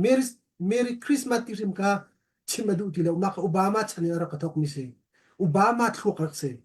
atu same sex te na likalai atu ki Obama se le USA krifa kan zoom nak akan thattu tho akan team tu roral nak chu ai krifa zoom nak field di laki tu athok tu hi Obama baksi chu Obama ai thok mi se same sex marriage jong Obama ai thok tu ma nu khan zai da rak changkan ti se chun same sex marriage pol kha patak ten Obama chana hin khan atu Biden chan jong akin promote an tu acho ani chu atu kan ma lai mi jong mi cheu khat kan ko chu mo azai man na kan to na lo a huat jong kan huat na lo ti ti khan ma te nan vum ko asinan a chau za hrim hrim ni promote atu mi te promote atu mi kha kan du lo mi se le a chau za jong hrim hrim jong a khan Merry Christmas man hrim hrim khan du ti lo kha dir mun ka kham phan si le ma khan te kha vaya oh khan tu na van chim bang khan atu umtiningi khanu mitphai le achol chang ning vanzawa le ai thau cher ning vanzawa khan mitphai tha selim lo kha le ve ama video ba si diga khan hinu achu so la chun obama chan kha kirthan do dang kan lo tung le kha pung san aban lo ko tung abichim zo diga khan le merry christmas ti mi zong kha tu neven chin mi pung san chun happy holiday ya van khen ding pung san pe dia lo ko kha te man mi se khen chun Obama chanin Obama ni rak thok mi pakhat ka chim ri lamo USA hen kum khat voi khatin national prayer ti mi prayer day khi an nei se Obama chan liaw khan khri fa tu kha a aw ti na lo mi zai da out muslim bak kha poi hawi prayer tu na khan aw na chu yes chu chun athana hen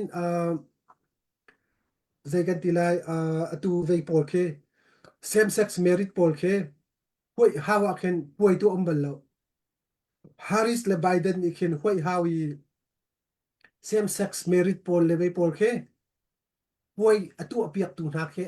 Biden le Harris pakhen se kum khat voi khat point tu piak peng na ma khe pa zong chu an ma democrat pol ni an thok thiam thiam ni mo le khati khan le sual nak USA khri fa kan zum na khi ai ka I thil tu athok tu po he democrat party lang mang sti mi kha ke ma zong ni khan ka mu kho ngai mi se谢谢啊vậy bu van ni ven pe te la le bia pakhat vậy aben pe tlai mi long te si cha tuan dau hin ben chim ko nan ben fiang le phamo tia ka ban ro mi le ben pe ta ka ben dum chon vậy hin lai mi mitam pi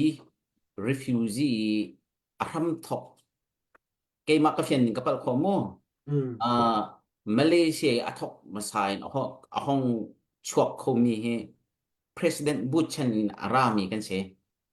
am la ya mo chu Republican Party in se le kha khan President Bush na khan mitam pi kan lu na hen la mi mo le kha khan vai ni Obama ni ven khan le atu lai mitam pi ni kan fiang ro lo tia ko mi chu atui President Ting President Hun atu Trump achu sia chun refugee an hong khau ti la lo tia vậy mi zai mo ni an ro la hi chu an ro na ne aphak lo bia ro tia ko ro le ti hi zon te he toi fiang da un mo Republican Party si zonga Democratic si zonga khan an ma le an sining kel te an kal ton mi pung san an kal ton mi kha toi fiang da den ma kan sim piak to lo arwang chu ani party sirong lai mi tam deu akan lakla ani party sirong atom deu akan lakla akan thol di la akan ki avaya akan chua di la hai ti bentuk pol ru anak te ke ba an ke thai le hi amhan lo ti mi ke mam ni ke fian le hi zon te ke toi fiang deu te zong te kha van kan ru ta to lo ma pi thai india no te be ya angai te kan tia chun US kan phak na khe pathian ni lama kan on cha se te pathian ni CNF pangen hiti ko se CNF le HO CRHO mangin lama siali an phau mi se ko e an ma ni an dak chi an dak thak e an ma ni zegan te lai thil an dak thok mi a thai par kan zun mi khase an ma ni an dak tu mi ni khan a hi kai refugee le UNHCR sin ha se roi tu upan ha se chu chon hi ka US hi ka le yi US le yi UNHCR roi tu na ni khan lai mi kan sining khan ban kan thei ta ka khan ma he lak khri fan se be ko lak an se be ko kan ti cha khan kan lak mi se angai kan ti chun khi Biden a chawza cabinet man ni khin lai mi kan sina kan thei lai ka zoom lem lo an kan thei bik pana ko ram mi tin kan thei lai le minung tam pi chu hi ka US kan chung zong an zong phan lo minung tam pi chu Asian pau chu Chinese an kan ro cho Chinese Asian an kan ro cho mo Asian an he kan ti le chu phana chun Thailand te na Vietnam te na Philippines te na chon ban thei ngai na chumu koram chu Burma ti man an a thelo min tam tuk chumu Burma ti man thelo we lai mi chin chin ka chu an kan thei nak ding ki sulam lo le refugee ti mi hi chu Democrat ni an lak mi selo Democrat Obama te na chan hlan pi khan an rak kan lak chang mi se ke ma zong Bush chan lewi a phan mi ka se ve ko Obama chan ya Obama i tambi alak mi chu Muslim alak tu na chu le Donald Trump chan leo zonga refugee chu an lak thiam thiam ko na process akal ko na asinan ko ram bel te kha e passport an nei lo ti ronga mo electronic passport an nei lo data background check ko se lo ti ronga khan ko ram kan dak phi mi se asina in nuleva fa le pasal le au unak a khan chun web to kho thiam thiam se web an tu piak na e US kan hong phan thiam thiam ko le Donald Trump ati peng mi chu illegal chun ra na se illegal rat ti mi chu phung bor se US kan phung bor chu cha chun legal ten ra na se legal te rami po chu welcome se ti mi ka election campaign atu anak zong a chin peng le chu cha chun Donald Trump a chua zonga a hawan da chua zonga ma hi chu a process ning ten akal peng ko la an phit thaila lo zu a chau zani budget anai ni chung a zo lai e budget tam de apan si si a chun tam de on ra lai budget budget tam de a thak si a chun tom de on ra lai ma khak se ko la ngai ngai te chun lai mi theng mang ka special an kan label lo tuan de ka chim ban tu khan Southeast Asia i khoi ran chung khin an ban kan lak mi an ban kan te chi mi te ka se ko lai mi ti sim kha an hai kan thei ma thei lo mo okay second ti lai khoi ran chung khan khoi ran an chia mi se ko Southeast Asia and Africa and ma hi ka US abanabia US hi ka le refugee tai tu ni khan tukum chonga chun Africa ra min chu zet Asian ra min chu zet Europe ra min chu zet kan lak na la ti mi kha ani nei chia ti mi ko ma ka chung te khan an hai kan tel mi khis ko le chu cha chun hi ko nga ka chu pakhat man boy ding a kharwat lo boy ding kharwat lo ma process he chu asinin ten kal thiam thiam ko la abe pi mi tu chu angai ngai te hi ga kan phak kho na ke so pathian thong se pathian ni bo chan ko na se pathian chu pathian ni hin mu po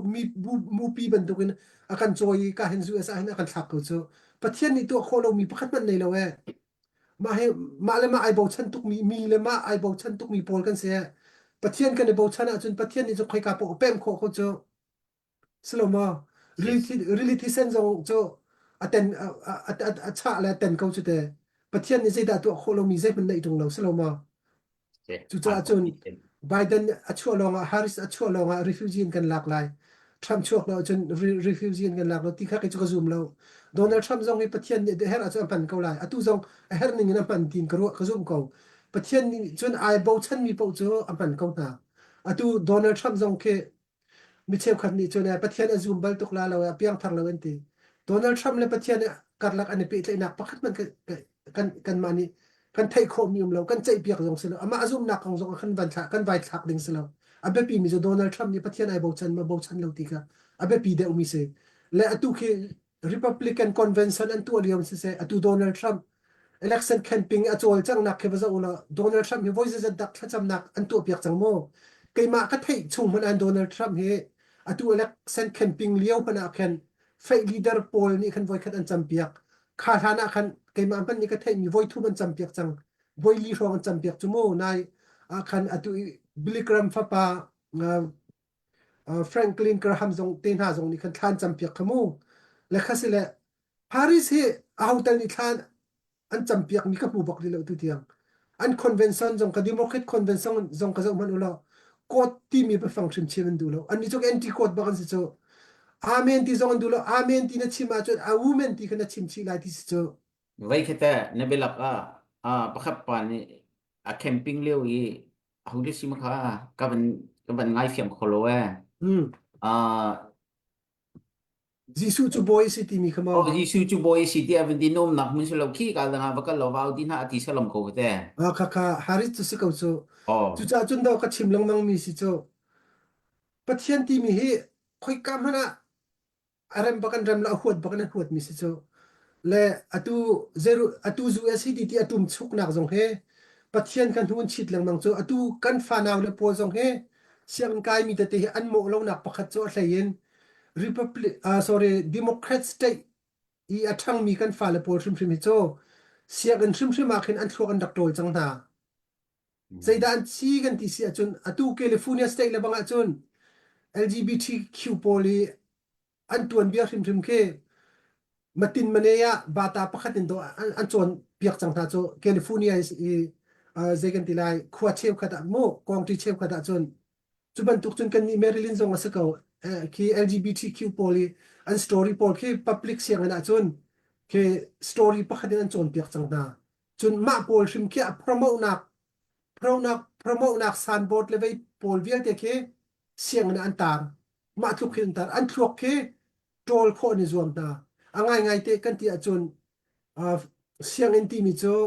ki doctrinate to nak selo mo an thuak tol nak selo phim thiam nak tu ki an chim ding ta se cho chun atu democrat pol ni an control nak state tam dewa chun zai da an chon pia kin ta kan ti achun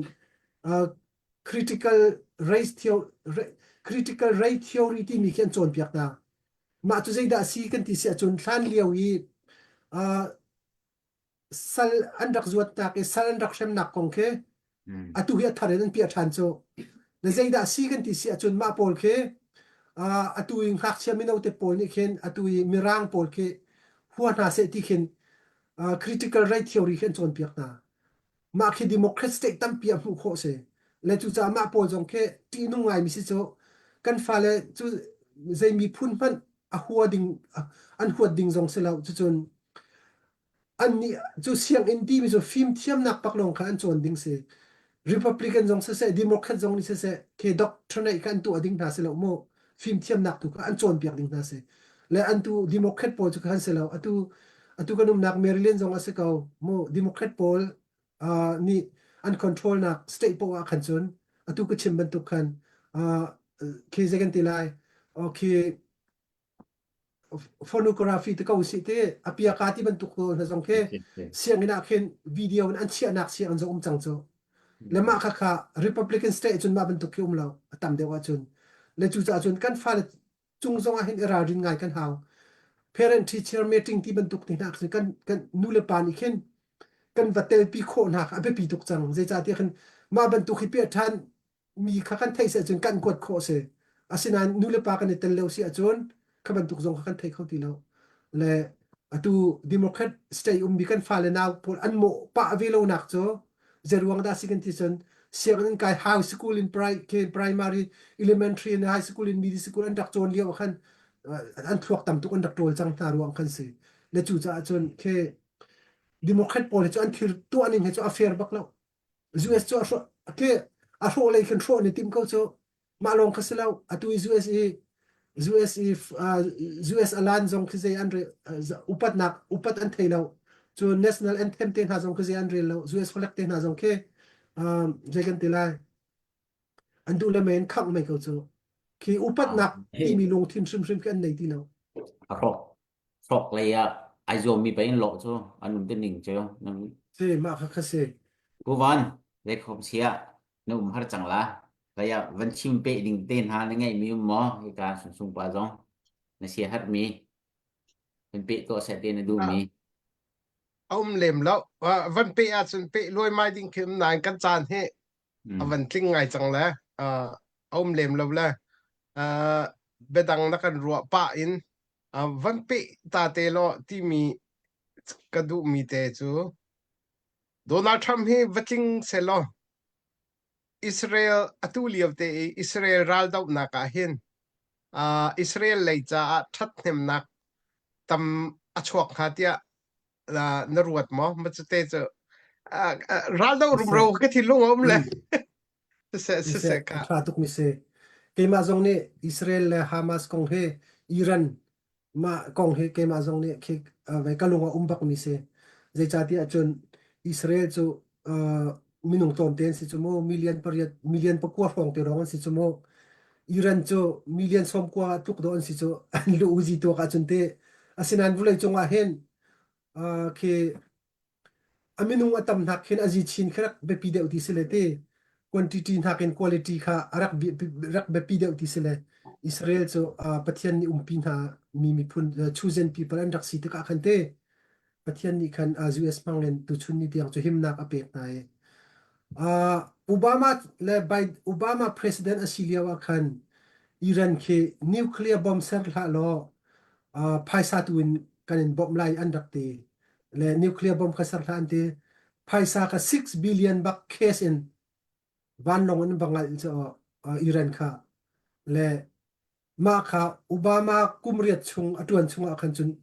nuclear kha kan serlo ani ti ter asina nuclear ser nak dinga khan theory tam tuk few di mi ke tam tuk andak chok andak e pondi sina nuclear bomb chu anak tiang kha andak tu alo ti khan andak le 6 billion an nei kha te khan Donald Trump kha arak chuak e zaida achang kan ti sia chun sanction kha tu Iran kha sanction tu le nuclear Obama le Biden ni andak tu mi sa chau ka ro e Iran kha sanction tu khoi karam han azinan zuar kholo ding khan atua si po jin a phi di van long zong alu ter lo tin bol zong ka alu ter lo te Iran kha zaida achang kan ti sia chun a bank krap lo long khise chang ke ramdang in income te ti lo la kha te khan Hamas zong a bom kho na lo Hezbollah zong a bom kho na lo e Donald Trump kumli atuan chong kan Israel la Hamas ka zai pia tana an zai ral man rak thola middle east ta kan dai di dai baken dai asinain Donald Trump ni kha sanction atu mi velte kha Biden le Harris an hong kai le sanction ka an bal di ko cho an pa di ko cho le Iran ni khan du tok te khan azinan zong ka zuwa tran te khan tu te hong room than Iran ka hong room than e thiam nam zong tampi zal kho na atue Hamas le Hezbollah zong cho funding tampi to kho na thiam nam zong na bom na phaisa zong na bom na te khan atu Israel en ban tuk kho na zong ki Iran ro nga se cho le chu za chun atu Donald Trump ni achimi election campaign le achimi da city se chun Israel citizen poll le US citizen nan tlai mi na he Hamas poll ni chian ching ka tua ni zan ka tei si achun chian ching ka tua hlan nikul ni khat hlana pian pe nan soi mi na minung he an za pi tian thla di nau ti da warning pek chang so le chu cha chun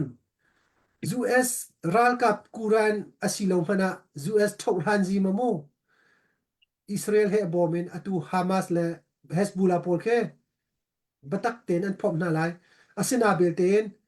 atu ita ja khan pol pian pen soi mi pol an thla di si achun nging chan ji tu atar na la ti khazum Donald Trump ni ken le Israel le Hamas le Iran le chunga hen Donald Trump ni hen batak ten vai a hip kho na lai atu Harris le Biden an si achun an ma Hamas zong Iran zong ni Biden le Harris tu zeb an rel lo ke anma atu Israel wanji chau Benjamin Netanyahu le atu Biden jong ke anerem lo je chati achun Biden chawza ni khen zegan tila Israel chawza khe atu liau Israel chawza khe je tak mana zuena adir people lo cho Obama chan jong se ko Israel khe Democrat an chu po party chungi president an chu po Israel khe 100% in zuena an bo ke andir pingam lo asina yen Donald Trump kumli atuan chunga khan Israel ke 100% tung pakan zuena Donald Trump ni adir kam achupin lo zonga kulen hai ti mi kha zong kha Donald Trump kha anupat tuk ruanga khan zaida achang kan ti achun ma khan Donald Trump minan sak chu kulen hai pi kha chulong selo Donald Trump ni chun Israel capital shrim kha Tel Aviv in Jerusalem khan athiel chumo ma kha US president a hom man yan dak tu angam lo bi kha tu angam cho ma zong khbule chungral pi pathum na ka thola e bang yan dak te asinan zai thok ngam ne mam cho Trump sana dai de banum ko khoi ka arab ram han an thongam lo khatluk khan Donald Trump ni khen vulai chung pi ka hip kho Russia zong chu thiam se ko North Korea zong se ko Donald Trump ni chun ki arai zong ki thatin aton ngam na bia chon ngam na a chon ngam na a sik ngam na a shau zong ngam na Biden la Harris lo tu Harris chon se lo chu tu ni tianga Putin zong an chon ngam lo chu mo Harris zong ne Harris le Biden ni Kim Jong Un zong va khan ban tong lu cho atong zong an tong kho lu cho kha se Donald Trump chu selo Putin zong ton tuluk president Xi Jinping zong aton Kim Jong Un zong ton aral he zong de inak sar kho chu mo kha aji chin ka nei mi se chu asenan atu ningi Biden le Harris en control pang se chun asi le pa atu Middle East Israel le Iran le Hamas le Hezbollah ki problem vel te ke zaita khona phishing kho lai lo asinan Donald Trump ne taina ka pu si si achun Ukraine zong ke 24 hour war chung a ceasefire zong tu ter kho mina se atu Hamas Israel zong ke ceasefire zong atu ter kho mina se kaw le Harris chan tu ke chu lungwa ke ro chan na ka nei lo ting te kha ban chil ta ka du na tu na ba na ka khana ban tling dak mo Tiếng ngàyวันลุงtiếng mò Tling bak.ประธานzongประธานban tling la le te si tu do bây giờ si ding na nan ban nei dak mo đông nặc lấy cái vấn bên có lại đông nặc lấy cái vấn bên pa in dây đặc vẫn cần bị tiệc lo tiệc có vấn đu mi chưa tu chân na hin Donald Trump hin zoom mo thì cái xe tên những gì thế tên anh cho rằng những dâu thì cả hin cái mà pump cái zoom những cái vấn chim ta về là se Democratic ni anabau chen tak mi Hillary Clinton cái anh đặt zoom là có ở chui Donald Trump thêm thêm mình mua ama thêm mình xe là anh mà bên hi anh đặt zoom mi Donald Trump ni tay là Kamala Harris hi anh ngay thì kalau sisi chun Democratic ni anh chim mi dòng sao lâu cái thì Obama thì hong thang là khi về hong thang anh vẫn non nọc gì bakal câu năng khát ya anh vẫn nằm chôm mi cái sự là khi đó khá năng bakal câu khá vice president nên sẽ khát ya anh hay nằm chôm mi cái thì khi đó ta cái mà ni chun mo lại cái đó là anh mà Democratic là ni chun chết news lấy cái anh thong tục về có CNN ha cái li rum lo chim mang về cái kia li phăng phắc bắt chim mang về cái bias tak mi se ma khe li phăng phắc bắt chim mang là atui pulan to mi jong cái chung chun Donald Trump nin tam tok tay mi tang la cái ko cái malabang ni chun mo tam tok tay chang la cái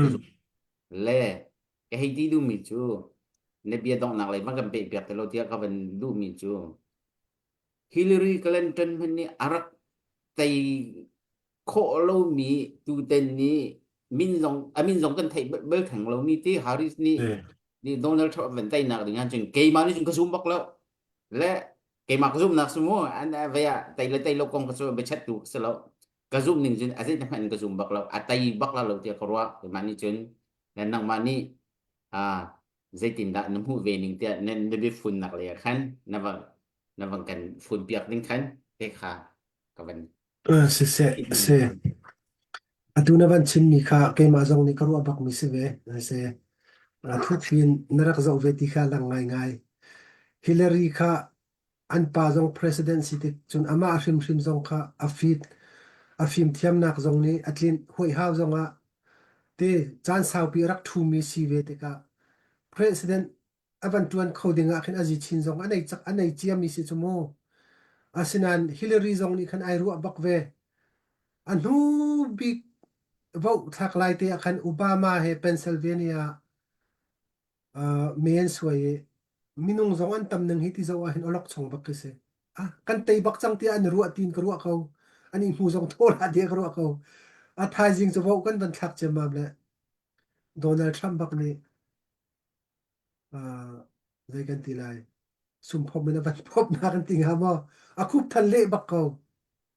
le ma an zoom lo le tu chun ni diang zong an chau thang khau lo ma kha Russia ni bom na kan sung kau ti mi rem kan ti kau bak lo chu sung kha an dak pom khau bak lo se kau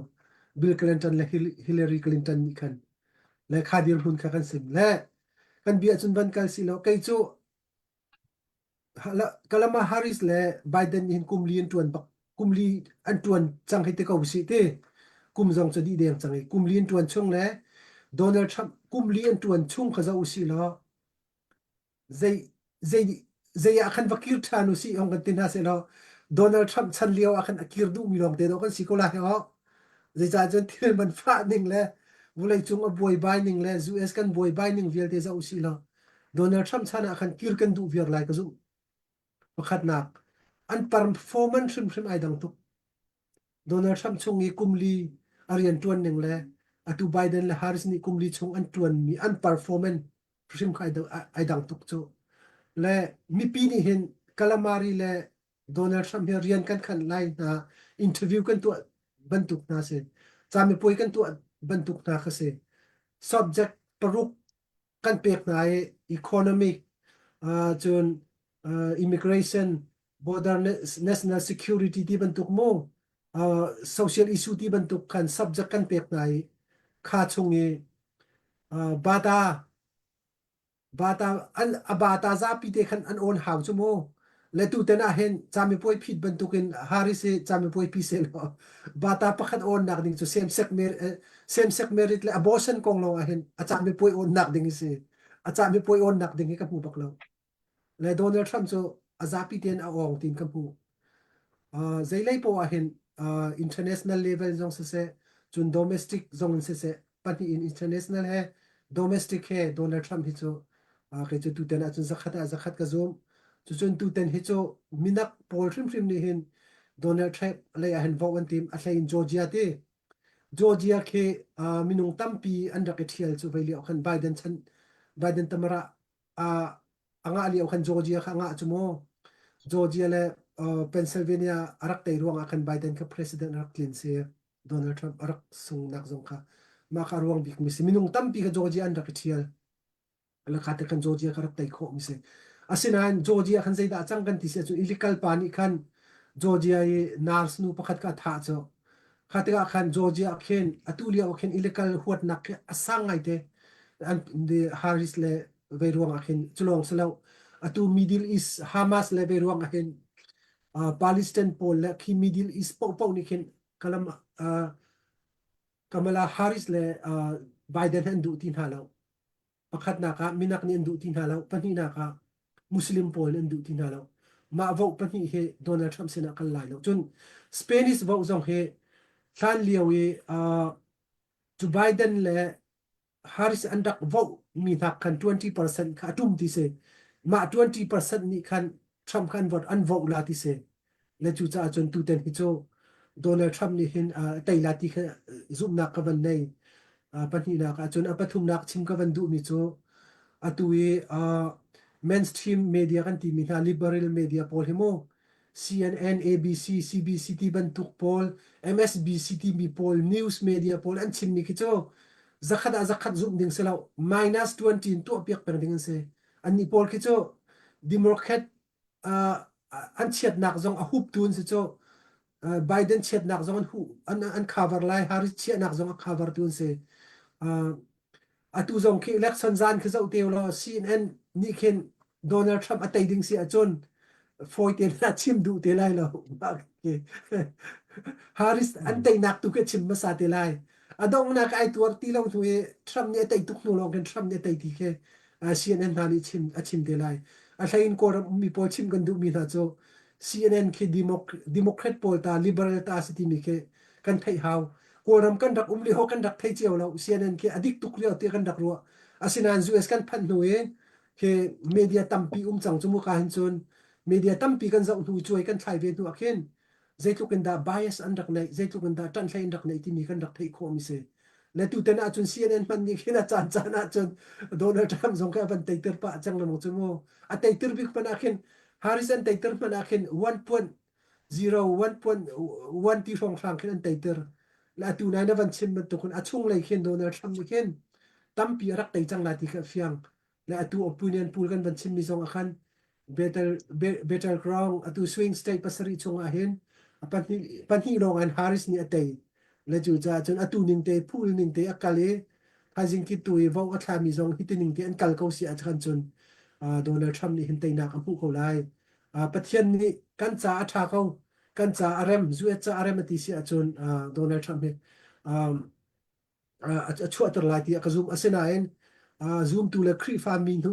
fa pol thai tha cham ring na se tang de veri na se akan ti si a chun zoom lo tu Harris zong he chua tor than kho se ko ti mi te kha dong naka van chim ta kadu mi se tampi kai lo làm tục tu văn tâm nào văn tục việc ngon lại nằm mà chan Hello se kha tu zana se na bia ngai anuam atlam atling ngai e voi khat chima hen atuna kan chim che mi khe atua ven kan chim than lo khanak fiang khan na kan chim kho ngai voi khat chim na ka khatluk fiang na kan chim kho mi kan lom tuk se tu zana akan zau tu kan bia angai tu nan di lak chung akan lom tu zan chu ram thok zong thla chamnak kan tu alem lo adok nak zong thla chamnak kan tu alem lo wi nan di lakte in akan zau tu velte mang thau ti na ka kan pathumin bye bye kan tu an halai chun kan chan kan dong ko lai mang thau lo hao lo phim chan hao lo nó làm tục cả